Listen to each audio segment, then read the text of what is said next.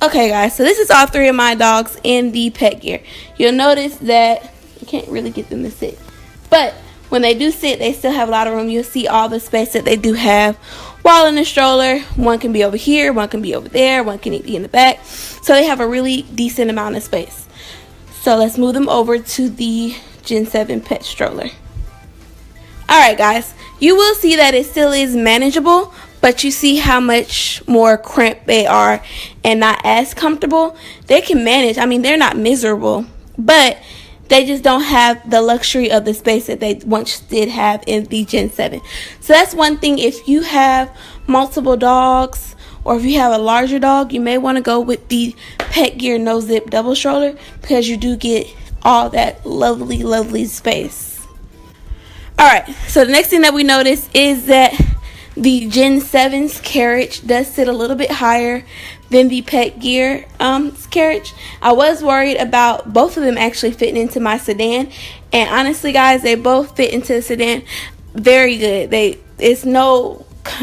very similar as to how they fit in the sedan. They both get in there very easily. So if you do have a mid-size sedan, I definitely wouldn't worry. And I know this one actually will fit in more of a compact car like a Corolla or a Honda. It'll definitely fit in Honda. I haven't tried this one to fit in the Corolla, but I know this one will.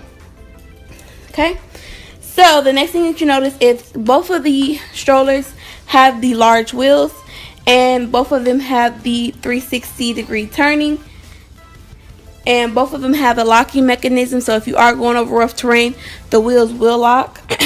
One thing that I do like about the Gen 7 or the Pet Gear is that they're the air-filled pump tires, so if they do get flat, I'm able to pump them up.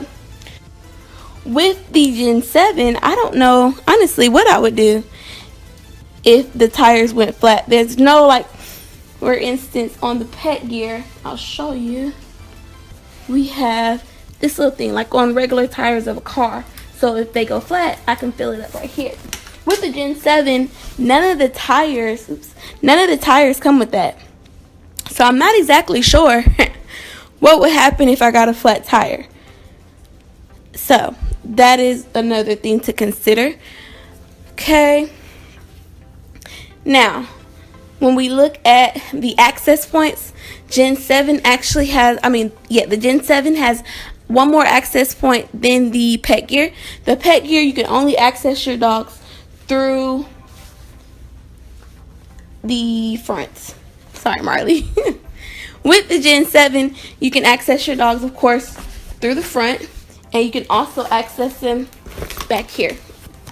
This area does unzip, so you can get them out from back here as well, and it unzips fully.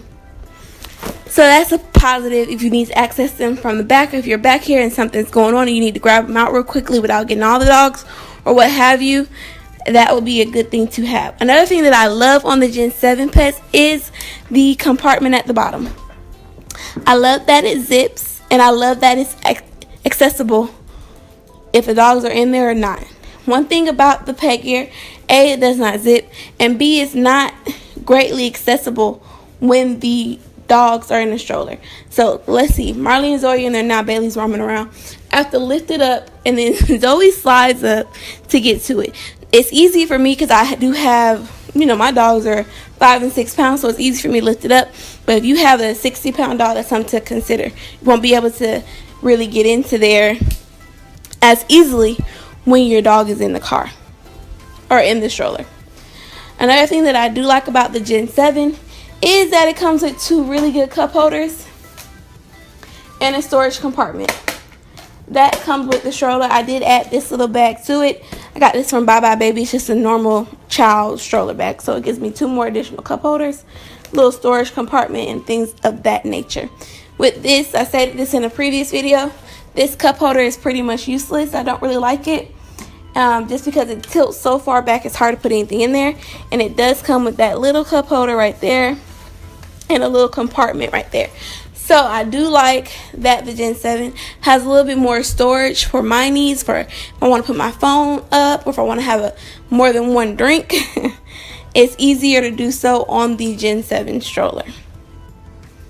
They both have the quick release or the one-handed breakdown. Gen 7 does, and the Pet Gear does. I won't do it because the dogs are in there.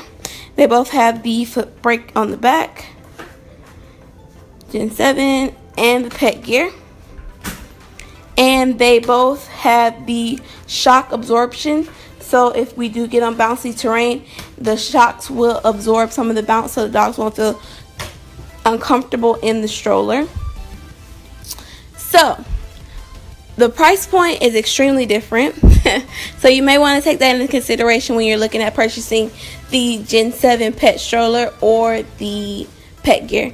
For the Gen 7 stroller, I purchased this stroller 2 years ago, and it was $199. Now I did recently see this stroller in Home Goods, and they're selling at about $150 now.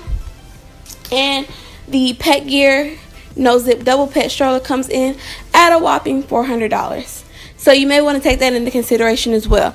It's a huge $200 price difference.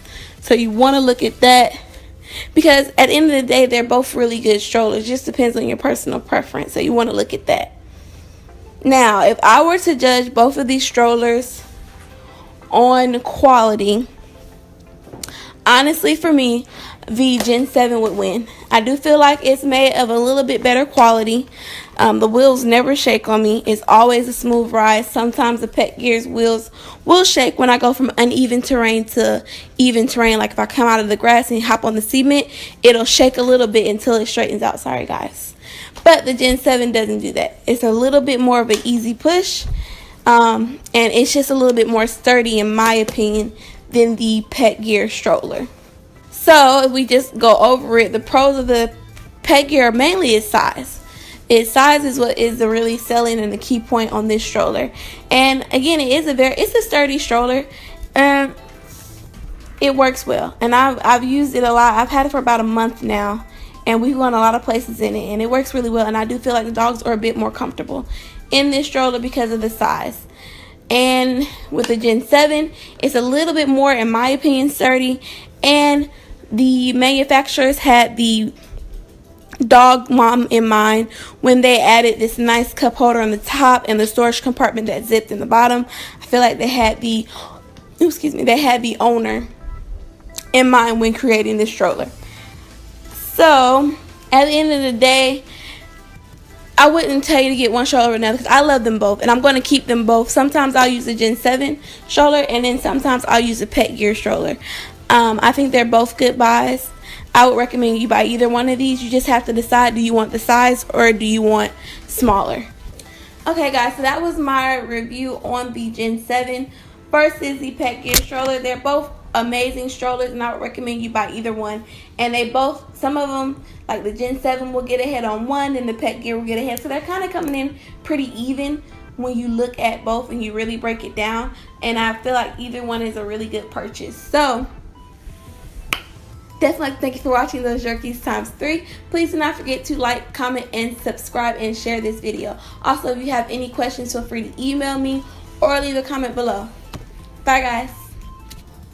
Alright, guys, so this was my review on the Pet Gear no zip double pet stroller. If you guys have any more questions that I did not answer, please feel free to leave those in the comments below. Also, while you are here, go ahead and hit that subscribe